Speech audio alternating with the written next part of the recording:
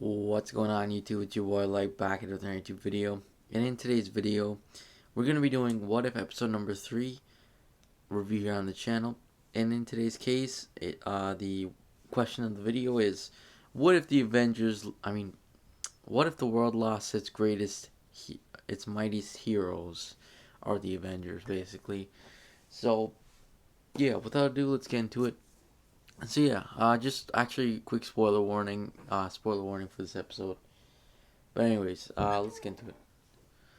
So, uh, another Wednesday, another episode of What If, and in today's case is of course the question video, which is what if the world lost its Avengers, basically.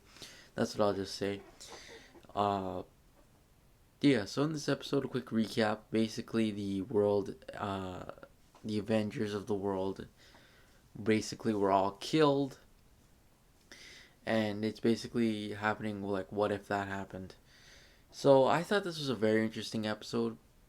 Not my most favorite, but it was still a good episode. I still liked it a lot. But personally, I liked episode 2 more better. But I mean, this was a good episode as well. A very, in my opinion, a much darker episode, I must say. Again, coming with what if the world lost its Avengers, you're expecting lots of death and lots of all this death and stuff happening. So yeah, from the get go, we saw many different Avengers die. First of all, we saw Iron Man die back in that scene from Iron Man 2, and then where Nick Fury originally gave him antidote, he ended up actually dying, which framed Black Widow into people thinking Black Widow killed him. So that just made a whole mess. And then we fast forward to when Thor is back in Thor 1 is when he's trying to grab his hammer. Clint Barton, who was just supposed to watch him, ended up shooting his arrow and killing him. So that's another one. And then when Clint was being detained, he was killed. Uh, and throughout the episode, I actually had no clue who was killing them. Personally, I thought, damn, this probably was Loki's work or something. But it was very interesting to see who did in the end. Uh, yeah, we saw that. Then we ended up seeing Black Widow. She ended up dying as well. Uh, then we also saw Hulk, which Black Widow found, but he was injected with something and like he completely grew and exploded and died.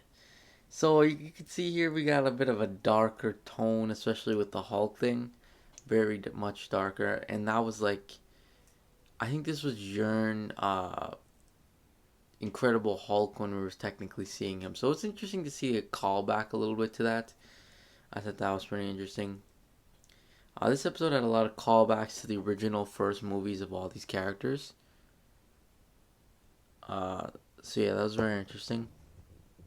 I did like how Samuel L. Jackson came back to voice Nick Fury as well as Clark Gregg. Pretty interesting to see that happen. I'm pretty sure Jeremy Renner came back for Hawkeye. Black Widow's voice, I'm not too sure who the voice actor was. I know it wasn't Scarlett Johansson, but I thought she did well. Mark Ruffalo came back, which is interesting.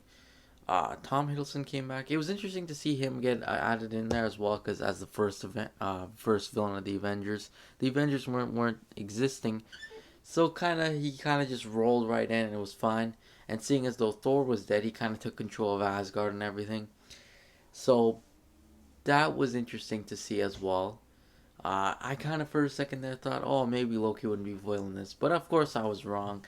And Loki is very villainous. You can see he's all about the rule and everything. Uh, yeah. And then by the end of the episode, we figure out uh,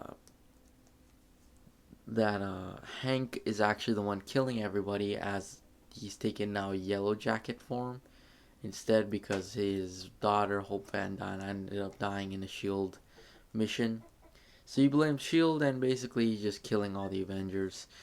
So yeah, uh, yeah. And then Loki at the end of the episode ends up taking over the world, and I'm very curious to see where that goes, because I'm curious if they do a part two of this story.